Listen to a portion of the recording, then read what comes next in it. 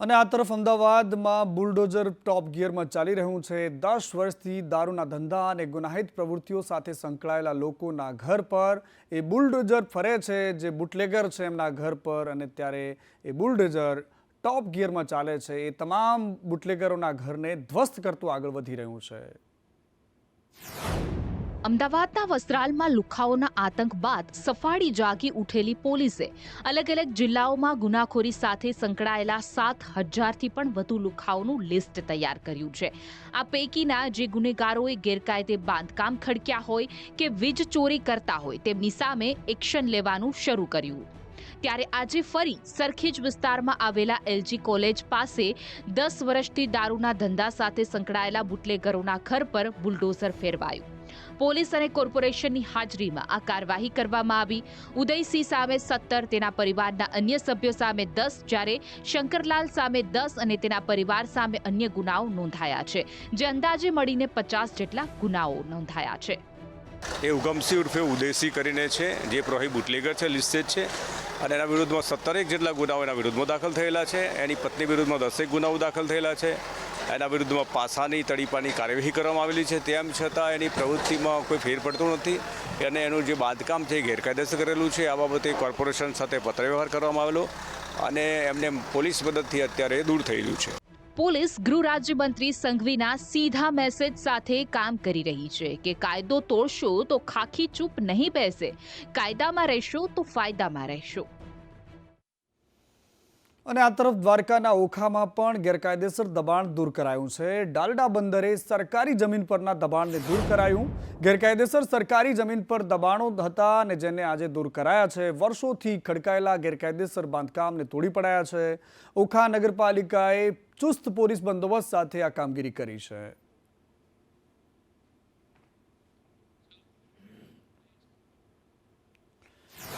અને હવે વાત કરવી છે હવામાનની અને ગરમીની, કારણ કે ગરમી હવે જબરદસ્ત પડવાની છે। 2 દિવસ ગરમીનો પ્રકોપ યથાવત રહેશે તેવું હવામાન વિભાગે કહ્યું છે। આગામી 48 કલાક બાદ ગરમીથી આંશિક રાહત મળશે। સૌરાષ્ટ્ર અને કચ્છમાં યલો એલર્ટ આપવામાં આવ્યું છે। એની સાથે હીટવેવની આગાહી કરાઈ છે। 16 અને 17 એપ્રિલે પણ હીટવેવની આગાહી કરાઈ છે। કંડલામાં આજે 44.6 ડિગ્રી સાથે સૌથી વધારે ગરમી પડી છે। અમદાવાદમાં પણ આજે 42 ડિગ્રીને પાર પારો રહ્યો છે। વેસ્ટર્ન ડિસ્ટર્બન્સ સક્રિય થતાં ગરમીથી થોડી રાહત મળશે, પરંતુ આ 2 દિવસ બાદ अगले 7 दिन तक मौसम शुष्क रहेगा और गुजरात का जो हीट वेव का भी पोजीशन है, जो उच्चतम तापमान है, इसमें अगले 2 दिन तक हम आइसोलेटेड प्लेसेस में हीट वेव का वार्निंग दे रहा है, येलो वार्निंग के साथ। वो जो सौराष्ट्र कच्छ में जो डिस्ट्रिक्ट आ रहे हैं, कच्छ डिस्ट्रिक्ट आ रहा है, और गुजरात क्षेत्र में जो उत्तरीय डिस्ट्रिक्ट है, बनासकांठा है, इसके लिए हम येलो वार्निंग के साथ हीट वेव के लिए आज मतलब 16 और 17 अप्रैल को हीट वेव वार्निंग दिए हुए हैं। અને રાજ્ય સરકારના કર્મચારીઓ માટે ખૂબ મોટા સમાચાર છે। કર્મચારીઓના મોંઘવારી ભથ્થામાં હવે વધારો કરાયો છે। ડીએમાં 2% વધારો રાજ્ય સરકાર કરશે। કેન્દ્ર સરકારે 2025માં કર્મચારીઓને વધારો આપ્યો હતો। હાલમાં 53% ડીએ મળે છે કર્મચારીઓને। ડીએનો ડિફરન્સ એક જ હપ્તે આપી દેવાશે તેવી વાત ઋષિકેશ પટેલે કરી છે।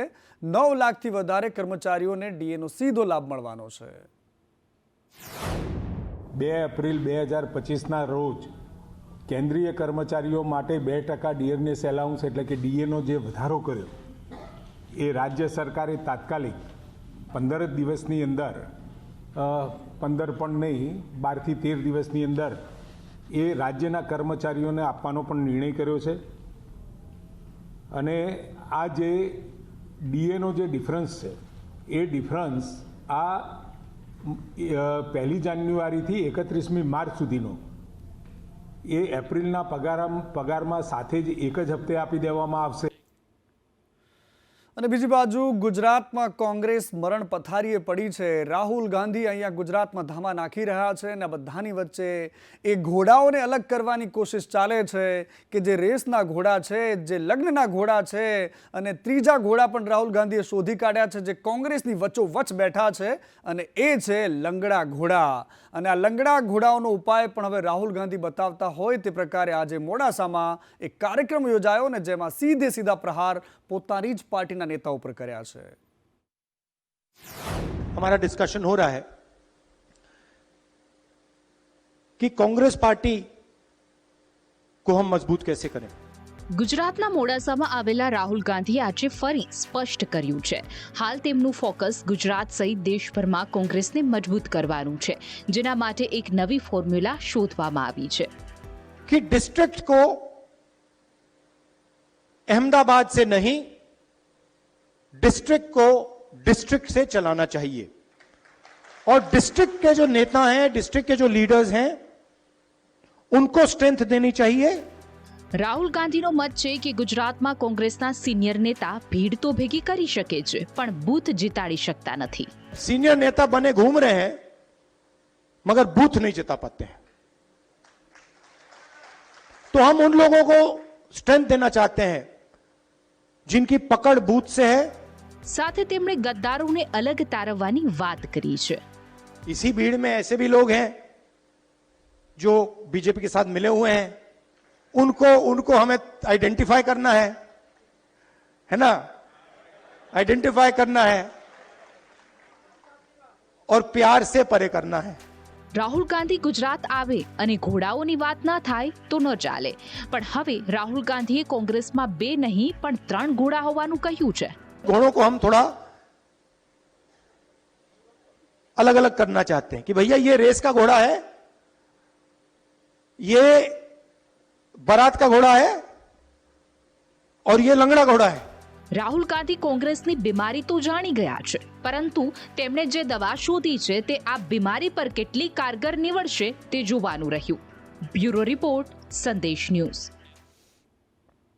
અને આ તરફ અમદાવાદના નિકોલમાં ગટરીઓ વિકાસ ઉભરાઈને સામે આવે છે અને આ જ મુદ્દે આજે કોંગ્રેસે વિરોધ કર્યો છે। કોંગ્રેસમાં વિરોધ પક્ષના નેતા સહિતના અન્ય કોર્પોરેટર વિરોધ કરવા માટે પહોંચ્યા હતા। વિરાટનગર એએમસીની ઓફિસ ખાતે કોંગ્રેસે સૂત્રોચ્ચાર કર્યો। ગટર અને પાણીની સમસ્યાને લઈને આવેદનપત્ર આપવામાં આવ્યું। ઘણા સમયથી નિકોલમાં ગટરના પાણીની આ સમસ્યા છે જે લોકો માટે માથાનો દુખાવો બની ગઈ છે।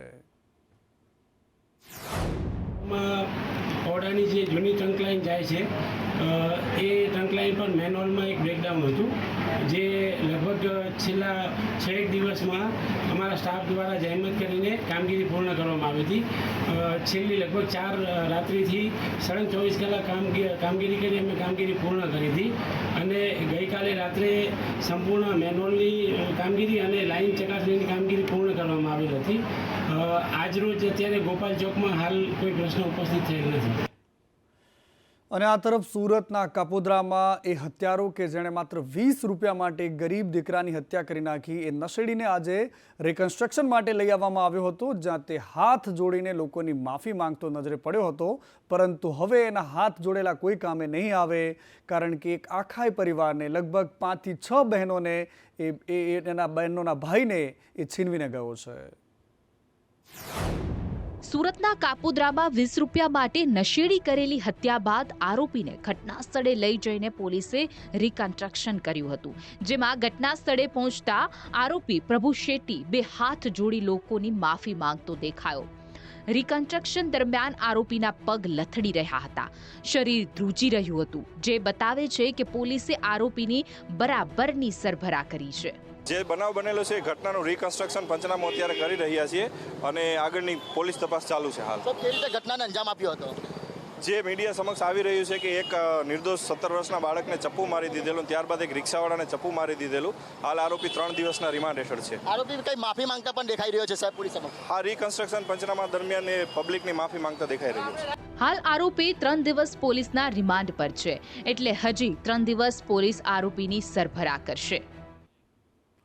અને હવે અમદાવાદમાં પણ ગેરકાયદેસર યુરિયા ખાતર વેચનારા સક્રિય થઈ ગયા છે અને એવા જ એક વેચનાર વ્યક્તિને ઝડપી પાડ્યો છે। સબસિડીવાળું ખાતર ગેરકાયદેસર રીતે વેચતો હતો।